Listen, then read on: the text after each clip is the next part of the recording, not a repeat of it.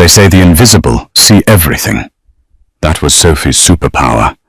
She was a ghost in a black apron, refilling water glasses and wiping crumbs from white tablecloths, while the city's most dangerous men discussed murder over risotto. But that night, silence wasn't an option. One hand trembling beneath a silver serving tray.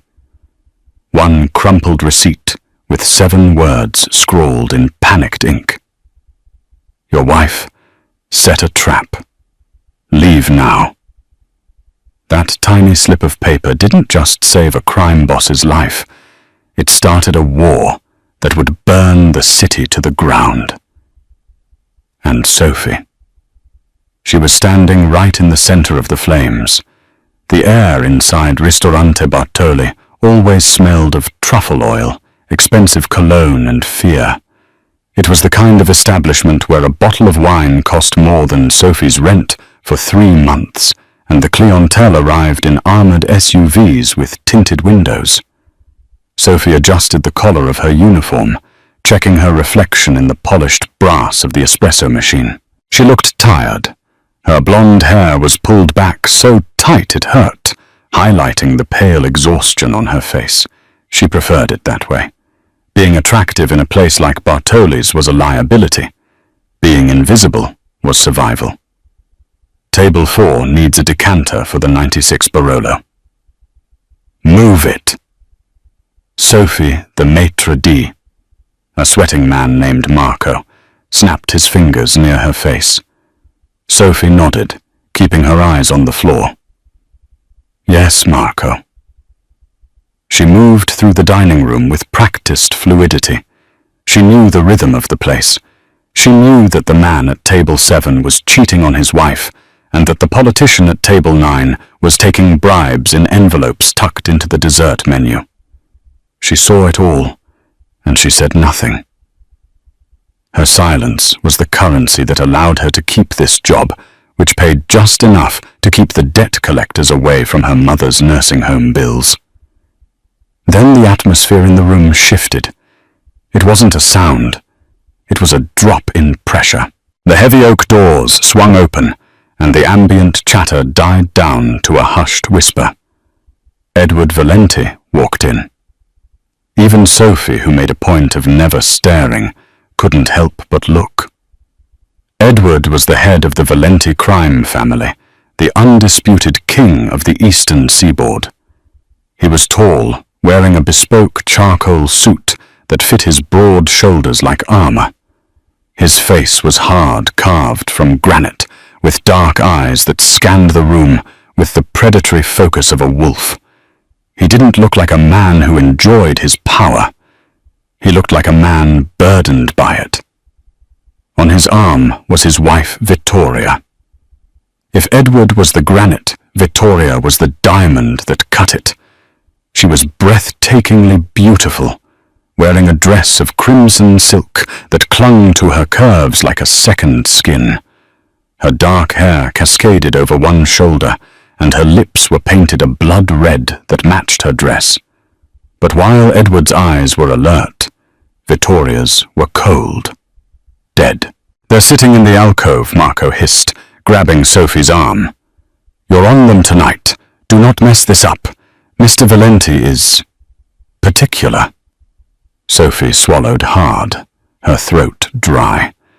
The alcove was the most private table tucked away behind a velvet curtain near the kitchen service corridor. It offered privacy, but it also meant Sophie would be the only barrier between them and the rest of the world. She approached the table with water, her hands shaking slightly. Edward was staring at his phone, his jaw tight. Vittoria was looking at her reflection in a butter knife, checking her lipstick. Sparkling. Edward said, his voice a low rumble. He didn't look up. Of course, Sir Sophie whispered. She poured the water, careful not to spill a drop. As she retreated, she felt Vittoria's eyes on her. It wasn't a look of jealousy. It was a look of assessment, like a butcher eyeing a piece of meat.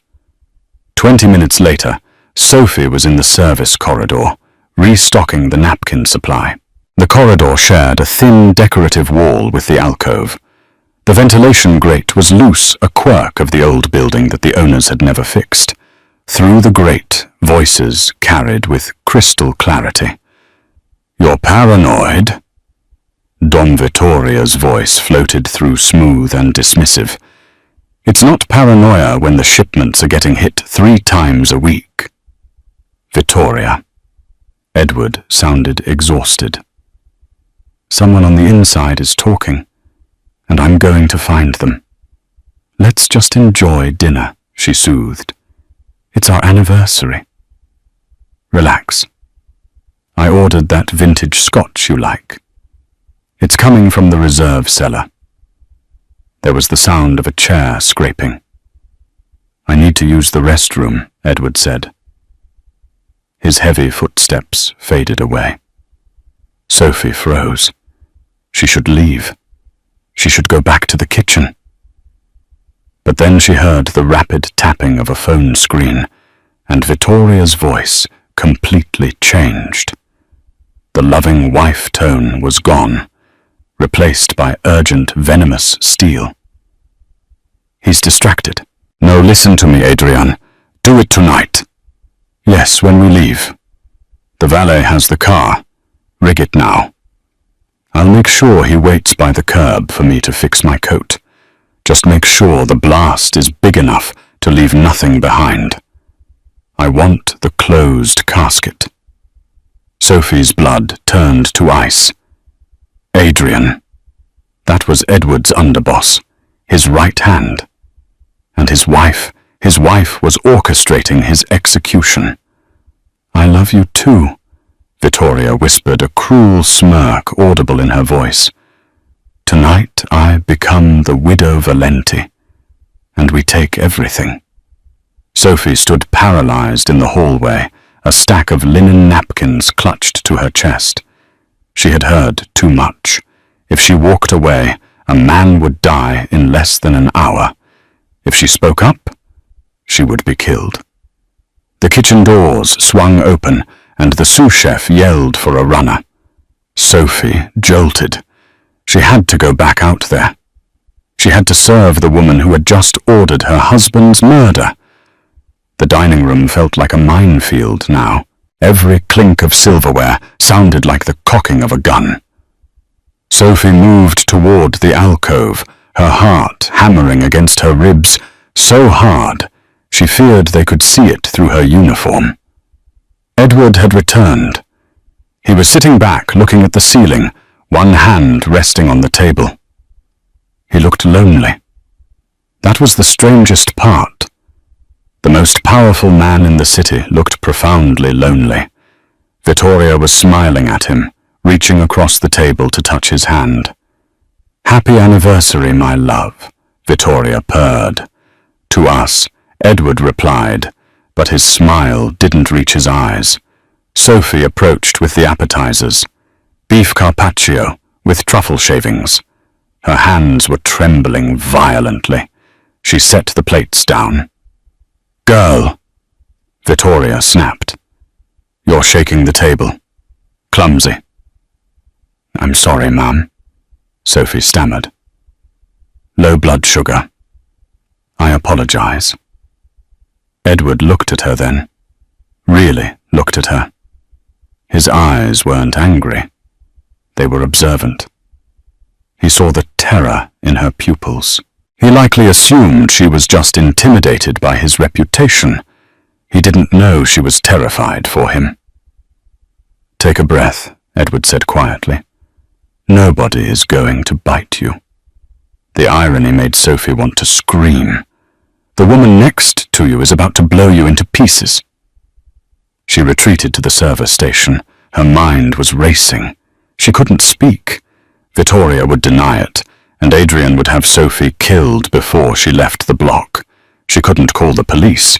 The Valentis owned half the precinct. She looked at her order pad. The white paper stared back at her. She grabbed a pen. Her hand shook so bad, the letters came out jagged and harsh. "Your wife set a trap. Leave now." She stared at it. It was insane. It was a death sentence. But she remembered the look in Edward's eyes, the exhaustion. He was a criminal, yes, but did he deserve to be blown up by the woman he slept next to? She tore the slip off. She folded it once, then twice, until it was a tiny square. She needed a reason to go back. The scotch. Victoria had ordered the reserve scotch. Sophie went to the bar. "The Glenfiddich 30 for table 4, she told the bartender. He handed her the heavy crystal glass. She placed the tiny square of paper under the coaster. This was it. She walked back to the table. The conversation had died down. Victoria was texting under the table. Edward was staring into the middle distance. "Your scotch, sir," Sophie said. Her voice was surprisingly steady. She placed the coaster down. She placed the glass on top of it.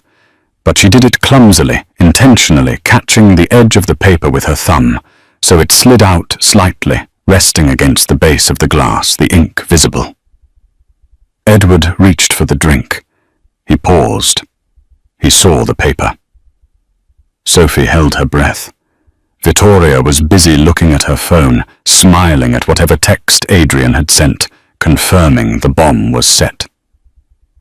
Edward's fingers brushed the paper. He didn't pick it up immediately.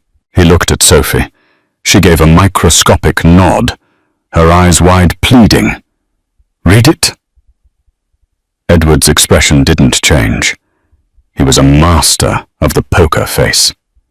He smoothly palmed the note as he lifted the glass, bringing the paper into his lap in one fluid motion. He took a sip of the scotch, his eyes never leaving Sophie's face. Under the table he unfolded the paper. Sophie watched his pupils contract. The muscle in his jaw jumped once. That was the only sign that his world had just shattered. He looked at Victoria, the woman he had married 3 years ago, the woman who was currently texting her lover about his death. Edward set the glass down. He didn't finish it. "Victoria," he said. His voice was different, darker. "Yes, darling." She looked up, beaming. "I forgot my phone in the car." He lied. He tapped his jacket pocket. "I need to grab it. I'm expecting a call from the Chicago associate." "Send the driver," Victoria said quickly. "Or the girl." She pointed a manicured nail at Sophie. No, Edward stood up. "It's sensitive. I'll be right back. Order dessert." Victoria hesitated. If he went to the car now before they paid the bill, the timing would be off. But she couldn't stop him without raising suspicion. "Hurry back. I have a surprise for you." "I bet you do," Edward muttered. He turned. He walked past Sophie. As he passed her, his hand shot out, gripping her upper arm with a force that bruised. "Walk with me," he commanded, loud enough for the room to hear. "You messed up the order. I want to show you exactly what I want." "Dom, don't cause a scene," Victoria called out, annoyed. "Just correcting the service, Victoria." Edward called back. He didn't look at her. He dragged Sophie toward the kitchen doors. The moment the double doors swung shut behind them, the facade dropped. The exhausted man was gone. The killer was awake. The kitchen was a chaotic symphony of shouting chefs and sizzling pans, but Edward cut through it like a shark. He didn't let go of Sophie's arm. He marched her past the confused line, cooks past the dish pit, straight to the back delivery exit. "Is it true?" he demanded, slamming his hand against the metal crash bar of the door, but not opening it yet. He pinned Sophie with a glare that could peel paint. "If you're lying to me, if this is some game." "She's on the phone with Adrian." Sophie gasped, tears finally spilling over. "She told him to rig the car. She said she wants to be a widow tonight. She said she wants a closed casket." The name Adrian was the key. Sophie couldn't have known about Adrian unless she heard it. Edward's face went grey. A profound, terrible hurt flashed across his eyes, instantly replaced by a cold, calculating rage. He pulled a Sig Sauer P-65 from a holster beneath his jacket. He checked the chamber. "We can't go out the front," Sophie whispered. "The valet, the car is out front." "I know," Edward growled. "We go out the back. My personal driver Luca is in the alley with the backup SUV. He's the only one I trust besides... well, I used to trust Adrian." He kicked the back door open. The night air was freezing. A black Cadillac Escalade was idling in the alleyway. Edward dragged Sophie toward it. "Wait," Sophie struggled. "I can't go with you. I have to go back to work. If I leave, if you go back in there, Vittoria will torture you until you tell her what you told me," Edward said, opening the rear door and shoving her inside. "You're a loose end now, Sophie. You're in this." He jumped in beside her. "Luca, go now." The driver, a massive man with a shaved head and a scar running down his neck, didn't ask questions. He slammed the accelerator. The SUV screeched down the alleyway, tires smoking. They were 2 blocks away when it happened.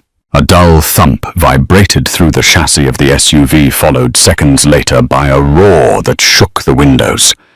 Edward twisted in his seat to look back. A plume of black smoke and orange fire was rising into the night sky, originating from the front of Ristorante Bartoli. Sophie covered her mouth, sobbing. "The valet, the doorman. Collateral damage," Edward said, though his voice was thick with suppressed emotion. He watched the fire rise. That was his car. That was where he was supposed to be sitting. His phone buzzed. He looked at the screen. It was a text from Vittoria. "Where are you, honey? The dessert is here." She didn't know the bomb had gone off yet. No, the sound travel was delayed. Or maybe she was playing the part until the police arrived. "She thinks I'm dead," Edward whispered. "Or she thinks I'm about to be." He looked at Sophie. She was huddled in the corner of the leather seat, hugging her knees, shivering in her thin waitress uniform. She looked small, fragile, and utterly out of place next to the gun resting on the seat, and the crime boss staring at a burning building. "What's your name?" Edward asked. "Sophie," she whispered. "Sophie Miller." "Well." "Sophie Miller," Edward said, reaching into the mini-fridge console and pulling out a bottle of water. He cracked the seal and handed it to her. "You just saved the life of the head of the Valenti family, and in doing so, you just became the #1 target of the new Valenti administration, my wife." Sophie stared at the water. "Where are we going?" Edward looked out the window at the passing city lights. His face was a mask of war. "We're going to the one place Adrian and Vittoria won't look. The old slaughterhouse district. I have a safe house there that hasn't been on the books since my father's time." He turned back to her, his eyes intense. "You're not a waitress anymore, Sophie. Tonight, you're the most valuable asset I have. Because you're the witness." The SUV merged onto the highway, disappearing into the stream of traffic, leaving the sirens and the flames far behind.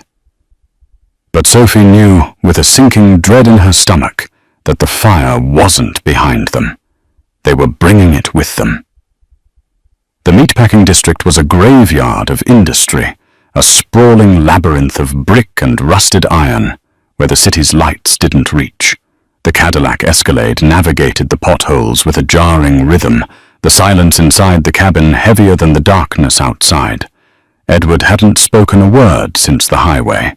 He was busy stripping the SIM card from his phone and crushing it between his thumb and forefinger. "Pull in here," Edward commanded. Luca swerved the massive vehicle, into what looked like a collapsed loading bay.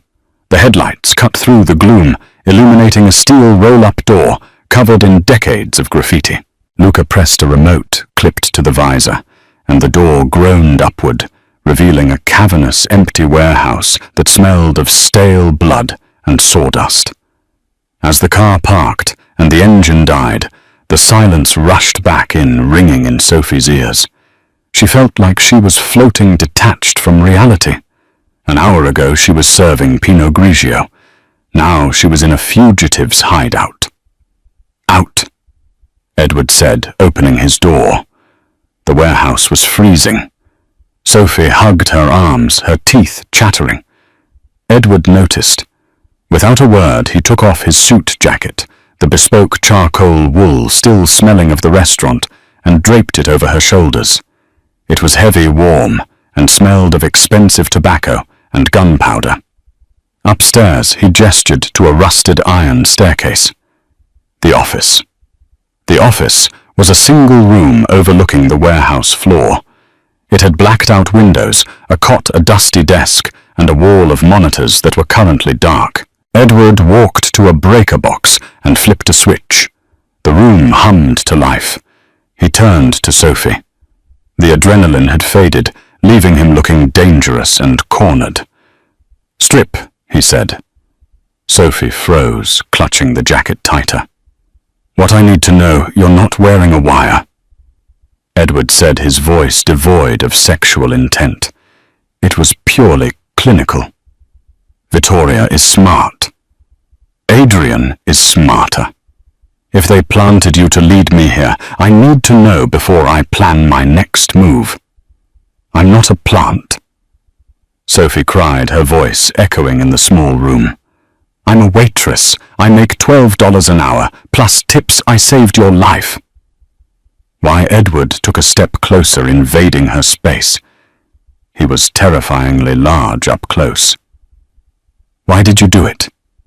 You saw a mob boss. You heard a hit was ordered. Most people would run. Most people would pretend they heard nothing. You slipped a note. You risked your life." "Why?" Sophie looked up at him, trembling, but holding his gaze. "Because my mother is in the St. Jude nursing home in Queens. She has dementia.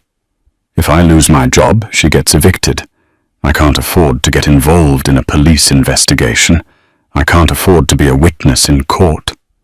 But," she paused, wiping a tear from her cheek, "but I couldn't let you die.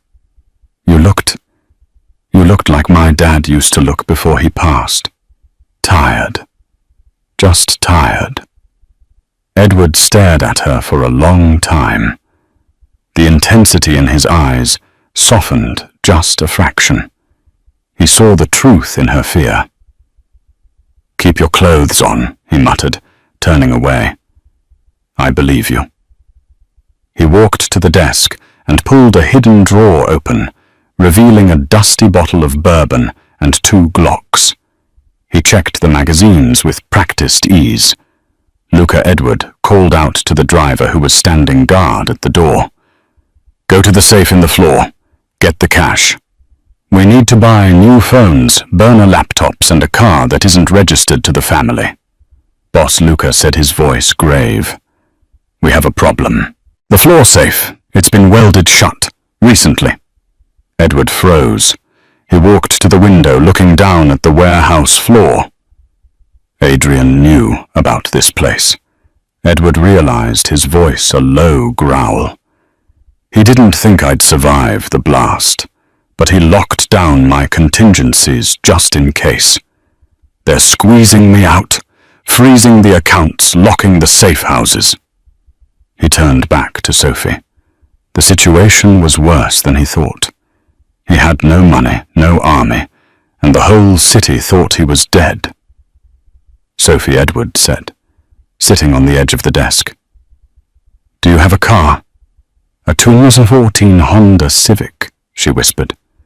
"It's parked 3 blocks from the restaurant. It's probably swarming with cops by now." Edward rubbed his temples. "We are ghosts, Sophie. But ghosts need to eat." and ghosts need to fight back. He looked at the monitors. He booted up a laptop connecting to the public Wi-Fi from the coffee shop down the street using a directional antenna. He pulled up the local news. The screen filled with the image of the burning Ristorante Bartoli. The headline screamed, "Mob boss Edward Valenti, feared dead in explosion." And there on the screen was Vittoria. She was standing outside the police cordon, wrapped in a blanket, sobbing into a handkerchief. She looked devastated. It was an Oscar-worthy performance. Beside her stood Adrian, his hand on her shoulder, looking stoic and protective. "Look at them," Edward whispered, hatred radiating off him like heat. "Celebrating." "What are we going to do?" Sophie asked. Edward looked at her.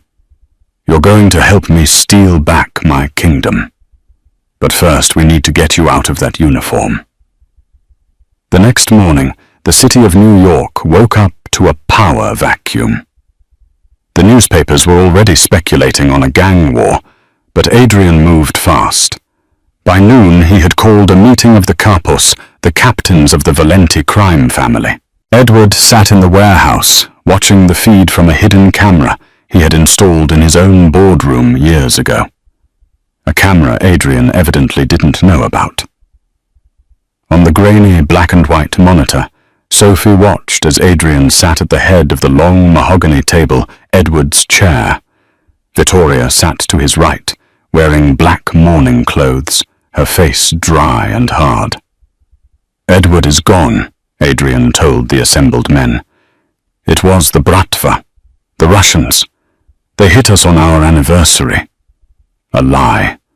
A convenient lie to rally the troops for a war that would distract them while Adrian consolidated power. "We need to strike back," one of the capos, a man named Pauli, slammed his fist on the table. "For Dom. We will." Vittoria spoke up, her voice steady. "But first we must secure the business. Adrian will take temporary command." Edward laughed, a dry, humorless sound. "Temporary. Right." He turned to Sophie. She was wearing an oversized mechanic's jumpsuit they had found in a locker. She looked ridiculous, but she was listening intently.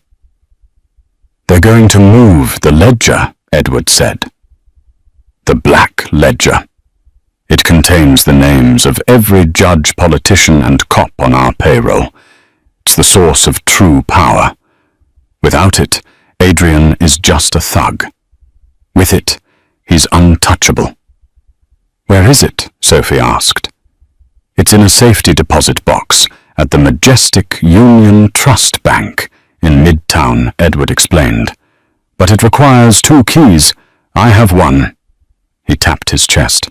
"Vittoria has the other." "So we can't get it," Sophie said. "No." Edward smiled, a wolfish grin returning. "Vittoria is greedy. She won't leave that book in the bank. She doesn't trust Adrian fully. She'll want it close to her.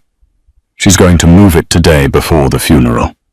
He pointed to the screen. Vittoria was checking her watch. "She's going to the bank," Edward said. "And we're going to be there to meet her." "We—" Sophie squeaked. "Edward, look at me. I'm a waitress. I drop forks when I'm nervous." Edward walked over to her. He placed his hands on her shoulders. For the first time, his touch was gentle. "Sophie, you are the only person in this city who isn't trying to kill me. You are invisible. You said it yourself. People don't look at the help. We're going to use that." He outlined the plan. It was insane. It was dangerous. And it was their only shot. They took the subway.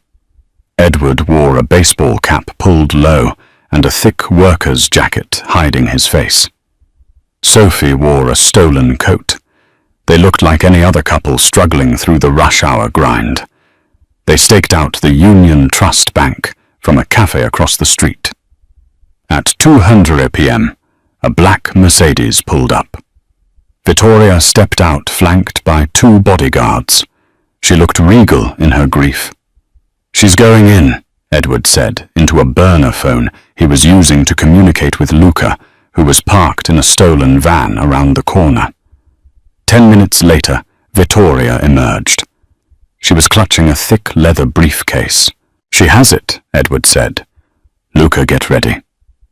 Vittoria didn't get back in the car. She began walking down the busy avenue, likely heading to her lawyer's office 2 blocks away. The traffic was gridlocked. Walking was faster. Her bodyguards formed a wedge around her. Now Edward nudged Sophie. Sophie's heart hammered against her ribs. This was it. The performance of her life. She ran out of the cafe holding a large cup of iced coffee. She sprinted across the street, weaving through pedestrians, aiming straight for Vittoria. Just as she reached the group, Sophie tripped. She launched herself forward, the iced coffee flying out of her hand and drenching Vittoria's pristine black silk coat. "Oh my God," Sophie screamed, crashing into Vittoria. "I'm so sorry, I'm so clumsy." Chaos erupted. The bodyguards grabbed Sophie, throwing her back roughly. Vittoria shrieked, looking down at her ruined outfit. "You stupid girl," Vittoria yelled, her mask of mourning slipping to reveal the rage beneath. In the confusion, a heavy-set construction worker, Luca in disguise, bumped into the distracted bodyguard holding the briefcase. The briefcase fell. Before it hit the ground, a hand in a dirty jacket snatched it. Edward. He moved with the speed of a striking cobra. He grabbed the case and melted instantly into the dense crowd of tourists. "My bag," Vittoria screamed, realizing too late what had happened. "Get him!" That man. The bodyguards drew their weapons, but they couldn't shoot. The sidewalk was packed with civilians. Sophie was still on the ground, acting terrified. "Please don't hurt me." Vittoria looked down at Sophie. For a split second, recognition flashed in her eyes. She remembered the clumsy waitress from the night before. "You," Vittoria hissed. "Police," someone shouted. A patrol car siren wailed nearby. Vittoria couldn't be seen assaulting a civilian. She glared at Sophie with a promise of death. "We're leaving," she snapped to her men. "Forget the girl. Find the bag." They pushed through the crowd, chasing the ghost of Edward Valenti. Sophie scrambled up and ran in the opposite direction, ducking into the subway station as Edward had instructed. She leaped over the turnstile and vanished into the underground tunnels. She had done it. The adrenaline of the street heist faded the moment the heavy steel door of the warehouse rolled shut, leaving them in the dusty silence of the safe house. The air felt thin, charged with the electricity of what they had just done. They were no longer just hiding. They had struck back. Edward placed the stolen leather briefcase on the rusted metal desk. He stared at it for a long moment, his chest heaving slightly. This case contained the roadmap of his emperor and the proof of his wife's treachery. "Open it," Sophie whispered, her voice trembling. She was nursing a bruised elbow where the bodyguard had thrown her to the pavement, a throbbing reminder that this game had physical consequences. Edward popped the brass latches. They clicked open with a sound like a pistol cocking. He lifted the lid. Inside lay the black ledger. It was an unassuming book bound in cracked leather, but it held the names of every judge, politician, and precinct captain on the Valenti payroll. "We have the leverage," Edward said, his voice rough. He ran a hand over the cover almost reverently. "With this, I can freeze Adrian out. I can cut off his protection." He flipped the book open, scanning the pages. Sophie watched his face, She expected triumph. Instead, she saw his expression curdle into confusion, and then into a dark, terrifying realization. "What's wrong?" Sophie stepped closer, drawn into his orbit despite the danger. She updated it. Edward murmured, his finger tracing a line of fresh ink. "Look here." Sophie looked. "Judge McKinnon, paid in full. Asset transfer complete." Edward flipped the pages faster, his eyes darting across the columns. The warehouses in Jersey, sold. The shipping contracts, liquidated. She's not just paying them off to keep them loyal, Sophie. She's cashing out. He slammed the book shut, the sound echoing like a gunshot in the empty room. "She's liquidating the family assets," Edward said, turning to look at the wall of blank monitors. "She's selling the territory to the Russians. That's why she blamed the Bratva for the hit on me. It wasn't just a cover for the murder. It was a prelude to a merger." "So she's selling your empire," Sophie said, softly. "She's selling my legacy," Edward corrected, his voice laced with a profound, aching bitterness. "Tonight. The final transaction happens tonight. The ledger confirms a meeting at the Masquerade Gala at the Pierre Hotel. The Russians love high society. It's the perfect cover." He looked at Sophie, his eyes burning with a renewed desperate intensity. "We have to go. Edward, we can't," Sophie argued, backing away. "You're a dead man walking. If you walk into the Pierre, into a room full of mobsters and hired guns, they'll kill you before you make it past the coat check." "Not if they don't know it's me," Edward said, pacing the small room. "And not if I have the one thing the Russians want more than territory." "What's that?" "The codes to the offshore accounts," Edward said, tapping his temple. "Vittoria can sell them the land, she can sell them the routes, but she can't give them the money. The liquid cash, hundreds of millions, is locked behind biometric encryption that only I have. I'm going to offer Nikolai Volkov a better deal. You're going to negotiate with the people who supposedly tried to kill you. Business is business. Sophie." "Edward," said his voice, hardening into the tone of the Don. "Nikolai is a pragmatist. If I offer him the money, he'll turn on Vittoria in a heartbeat. But I can't get close to him. Vittoria's men will be everywhere. They know my walk, my build. I'd be spotted in seconds." He stopped pacing and turned to her. The silence stretched heavy and expectant. "I need you to be my voice." Sophie shook her head, her hands raising defensively. "No. No way." "Edward, look at me. I serve pasta. I drop forks when I'm nervous. I can't infiltrate a high society gala and negotiate with a Russian warlord." Edward closed the distance between them in 2 long strides. He reached out his hands, gentle but firm, and cupped her shoulders. The contact sent a jolt of electricity through her, grounding her panic. "Sophie, listen to me," he said, his dark eyes locking onto hers. "You acted the part of the clumsy girl perfectly today. You saved my life in the restaurant. You stole the ledger from under the noses of armed killers. You are not just a waitress.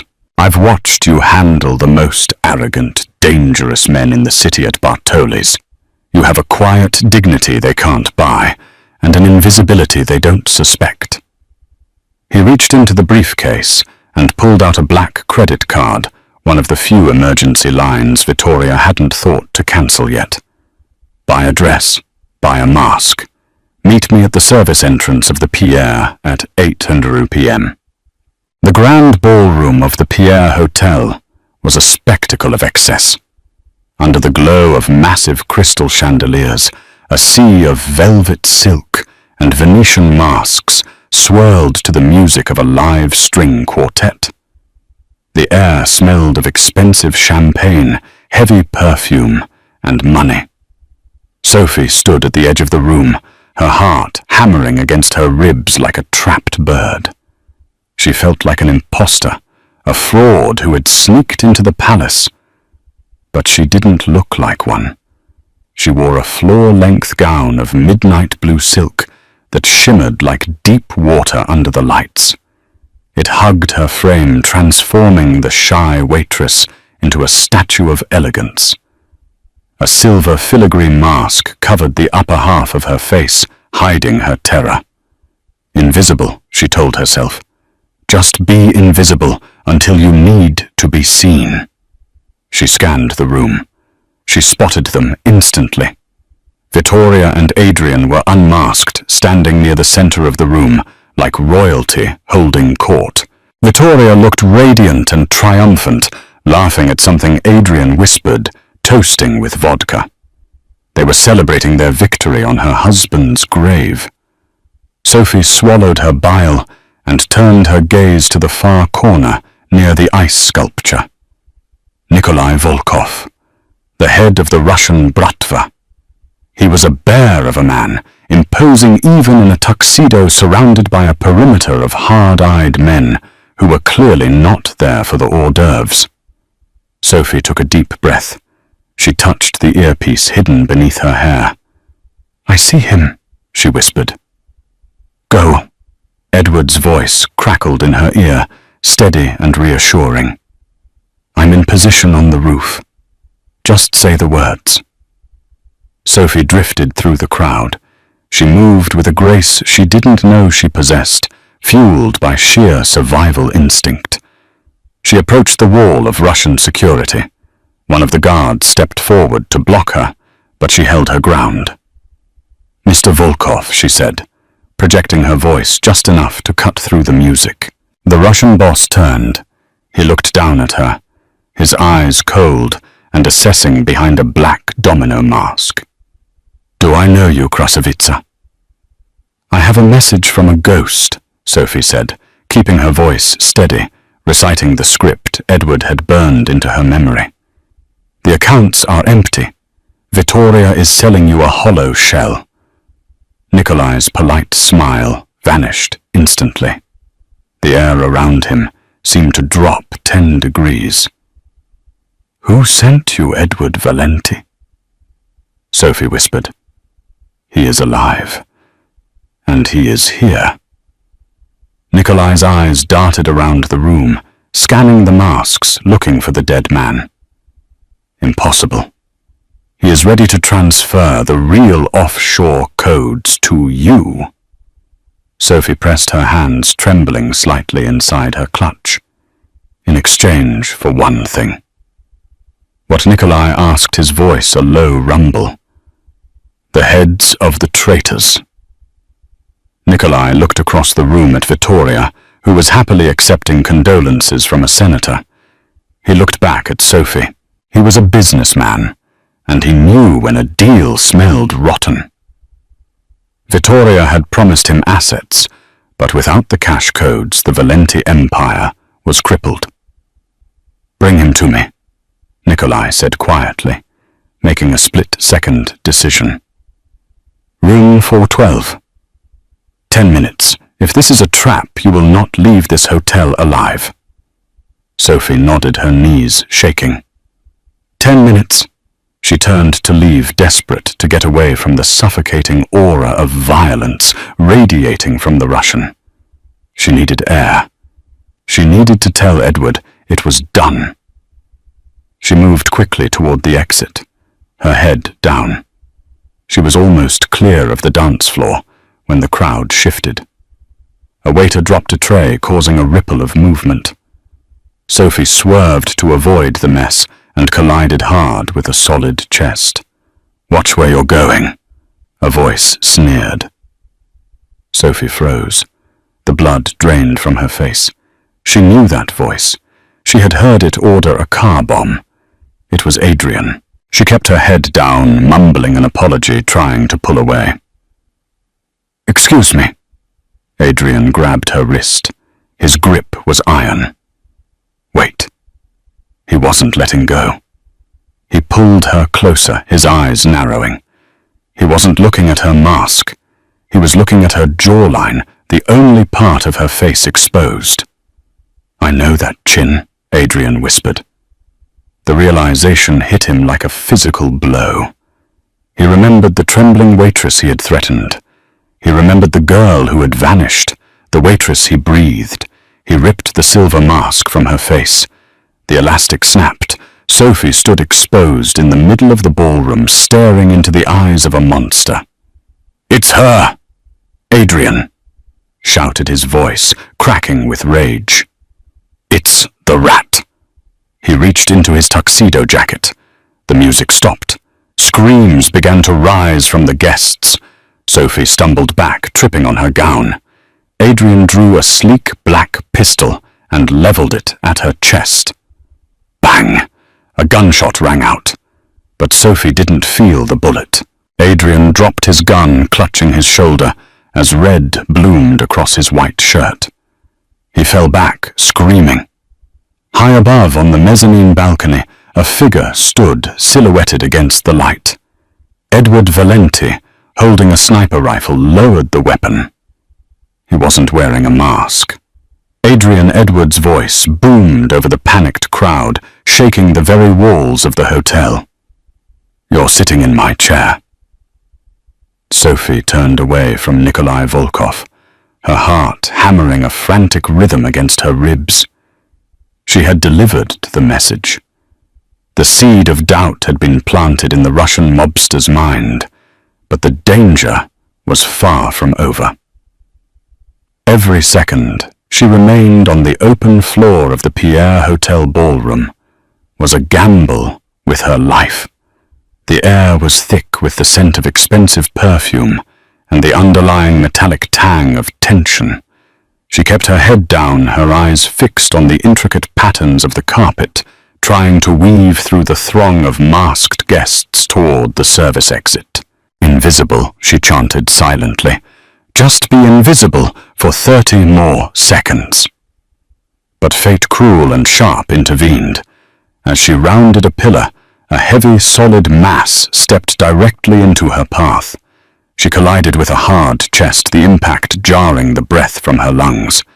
She stumbled back, murmuring a breathless apology, desperate to keep moving. "Watch where you're going," a voice sneered. The sound of that voice froze the blood in her veins. It was a voice she had heard through a ventilation grate plotting murder. It was Adrian. Sophie didn't look up. She couldn't. She tried to sidestep him, to blend back into the stream of dancers, but a hand shot out, clamping around her wrist like a manacle. His grip was bruising, possessive, and terrifyingly strong. "Wait," Adrian said, his tone shifting from annoyance to suspicion. He pulled her closer, ignoring her flinch. Under the crystal chandeliers, the ballroom was bright, unforgiving. Adrian leaned in, his eyes narrowing behind his own mask as he studied the lower half of her face. He studied the curve of her jaw, the specific, terrified tremble of her lip. He had seen that face in the dim light of the restaurant just 24 hours ago. "I know that chin," Adrian whispered, the realization dawning on him like a physical blow. "The waitress." Sophie gasped, trying to wrench her arm free, but it was too late. With a violent jerk, Adrian ripped the silver mask from her face. The elastics snapped. The mask clattered to the floor. Sophie stood exposed, her eyes wide with terror, staring into the face of the man who wanted her dead. "It's her!" Adrian shouted, his voice cracking with rage. "She's the rat!" The music from the string quartet faltered and died. Heads turned. The polite murmur of the gala was severed by the raw violence of the moment. Adrian reached into his tuxedo jacket, the movement fluid, and practiced and withdrew a sleek black pistol. He raised the weapon, leveling it directly at Sophie's chest. "No," Sophie screamed, throwing her hands up, a futile shield against a bullet. Bang! The gunshot was deafening in the enclosed space, a thunderclap that shattered the elegant atmosphere. But Sophie didn't fall. She didn't feel the searing heat of a bullet. Instead, Adrian jerked violently backward. A spray of red mist erupted from his shoulder, staining his white dress shirt. He dropped his gun, clutching his wound with a howl of agony that echoed off the vaulted ceiling. Up there, someone screamed. Sophie looked up, following the gaze of the terrified crowd. High above the ballroom, standing on the gilded railing of the mezzanine balcony, stood Edward Valenti. He was silhouetted against the light, a dark, avenging angel in a tuxedo. In his hands he held a sniper rifle, the barrel smoking. He wasn't wearing a mask. He didn't need one. He wanted them to see his face. He wanted them to know that the ghost had come to collect. Adrian Edwards' voice boomed over the panicked crowd, deep and resonant, carrying the weight of a judge passing sentence. "You're sitting in my chair." Pandemonium erupted. It was total, absolute chaos. Hundreds of guests screamed in unison, a tidal wave of panic. People scrambled for the exits, overturning tables, shattering crystal glasses, trampling over the fallen hors d'oeuvres. The elegant gala dissolved into a stampede. Edward didn't hesitate. He dropped the rifle and grabbed a thick velvet curtain that draped from the ceiling to the floor. Wrapping it around his arm, he leaped from the balcony. He slid down the fabric, controlling his descent with sheer strength, landing on a banquet table with a heavy crash that sent plates flying. He rolled off the table and came up in a crouch, drawing 2 handguns from holsters beneath his jacket. "Sophie, get down." Edward roared, his eyes scanning the room for threats. Sophie didn't need to be told twice. She dove behind the heavy mahogany bar, curling into a ball as the air above her turned into a kill zone. Bullets began to fly. Adrian's personal security detail had recovered from the shock and were engaging. Glass exploded above Sophie's head as rounds raked the liquor shelves. Shards of mirror and bottles rained down on her, smelling of expensive scotch and fear. She covered her ears, sobbing the noise, a deafening cacophony of gunfire and screams. But Edward was a force of nature. He moved through the ballroom, not with the chaotic energy of a brawler, but with the precise, lethal grace of a predator reclaiming his territory. He utilized the confusion, moving from cover to cover, a pillar, an overturned table, an ice sculpture. He fired with calculated precision. 2 of Adrian's guards dropped neutralized before they could draw a bead on him. Sophie peeked over the edge of the bar. She saw Edward, advancing, his face set in a mask of grim determination. He wasn't shooting to kill the fleeing guests. He was cutting a path straight to his wife. Victoria was no longer the composed, grieving widow. She was crouching behind the massive swan ice sculpture, her face a rictus of terror and fury. She watched her empire crumbling, watched her husband rise from the dead to take it all back. Beside her, Adrian was struggling to his feet, blood soaking his jacket. "We have to go," he screamed at her, his voice wet with pain. "He's alive. The ghost is real." But Victoria wasn't running. Her eyes were locked on Edward's back as he engaged the last of the bodyguards. She reached into her clutch purse. Her hand came out trembling, holding a small pearl-handled pistol. Edward didn't see her. He was focused on the threat in front of him. He was exposed. Victoria raised the gun, aiming it squarely between her husband's shoulder blades. She steadied her hand with her other palm. She was going to finish what the bomb had failed to do. Sophie saw it. Time seemed to slow down, stretching into an agonizing crawl. She saw the glint of the metal in Victoria's hand. She saw Edward's back. She knew she couldn't scream loud enough to be heard over the gunfire. She had to act. Sophie scrambled up from behind the bar. Her hand closed around the neck of a heavy Magnum bottle of champagne sitting in a bucket of melting ice. It was cold, heavy, and solid. With a guttural cry that ripped from her throat, Sophie heaved the bottle. It spiraled through the air, end over end, a dark green missile. Vittoria's finger tightened on the trigger. Crack!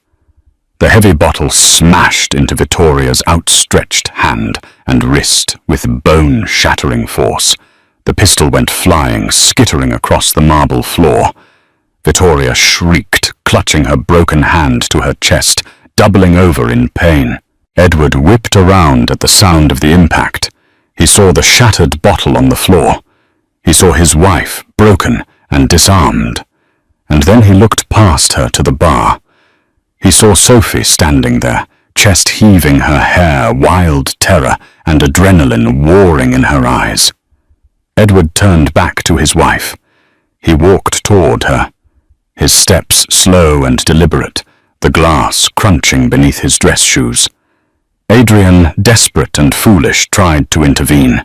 He lunged at Edward with a hidden knife, a last-ditch effort from a dying animal. Edward didn't even break stride. He sidestepped, the clumsy thrust caught Adrian's wrist, and with a sickening crunch, twisted the knife back against the joint. Adrian fell to his knees, groaning, utterly defeated. Edward stopped in front of Vittoria. The ballroom was eerily silent now, save for the distant wail of approaching sirens and the sobbing of his wife. "You wanted to be a widow?" Edward said. His voice wasn't loud, but in the silence it carried more weight than the gunfire had. It was cold, devoid of the love he had once held for her. You wanted the money. You wanted the power. You had everything, Vittoria. You had me. Vittoria looked up at him. Her mascara was running in black streaks down her face. Her eyes were filled not with regret, but with a venomous, tragic hate. "I hated you," she spat the words tearing out of her. "You were always so cold, so distant. You treated the business like a god and me like an accessory. I wanted to feel something, Dom. I wanted to burn it all down just to see if you would flinch." "You'll feel a cell," Edward said simply, "and you'll have a long time to think about whether it was worth it." He turned his gaze to the center of the room. Nikolai Volkov was still there. The Russian boss stood surrounded by his own men who had formed a defensive ring. They hadn't fired a shot. They had watched the internal purge with calculating eyes. "The police are 2 minutes away," Nikolai Edward called out, his voice steady. He tapped the lapel of his jacket. "I have a wire." Vittoria and Adrian confessed to the bombing. They confessed to the conspiracy. This is an internal family matter that has been resolved. Nikolai looked at the broken Adrian, the sobbing Vittoria, and the formidable Edward Valenti. He nodded slowly. He respected strength, and he respected the code. "The territory is yours. Don Valenti," Nikolai said, his voice gravelly. "We will renegotiate the terms tomorrow, when the dust settles." The Russians holstered their weapons and vanished out the back exits, slipping away like sock before the law arrived. Edward was finally alone in the wreckage of his life. He holstered his guns. The adrenaline that had sustained him for the last 24 hours began to drain away, leaving a heavy exhaustion in his bones. He walked over to the bar. Sophie was still standing there, trembling. He reached out his hand, hovering for a moment, before he gently touched her hair. He pulled a small shard of green glass from a lock of her blonde hair, shrapnel from the bottle she had thrown. "You threw a bottle of champagne," he said, a hint of a smile tugging at the corner of his mouth, softening the hard lines of his face. Sophie let out a shaky, hysterical laugh. It was a 96 Dom Perignon. Marco would kill me for wasting it. It was on the reserve list. Marco works for me, Edward said softly. And so do you. If you want. The sound of heavy boots thundered in the hallway. Police, drop your weapons. Hands in the air. The SWAT team burst through the double doors, rifles raised, tactical lights cutting through the gloom. Edward slowly raised his hands above his head. He didn't look at the police. He kept his eyes locked on Sophie, an anchor in the storm he had created. It's over. Sophie, he promised her, his voice a quiet vow amidst the shouting of the police. It's finally over. And for the first time since she had slipped that note under a glass of scotch, Sophie believed him. What a roller coaster. From a trembling hand slipping a note to taking down a crime syndicate with a bottle of champagne, Sophie's journey proves that even the quietest voices can scream the loudest when it matters. It's a reminder that courage isn't about not being scared. It's about being terrified and doing the right thing anyway. If you enjoyed this twisty mafia romance saga, please smash that like button. It really helps the channel grow. Don't forget to subscribe and hit the bell icon so you never miss a story. What would you have done in Sophie's shoes? Would you have slipped the note or run out the back door? Let me know in the comments below. Thanks for watching, and I'll see you in the next story.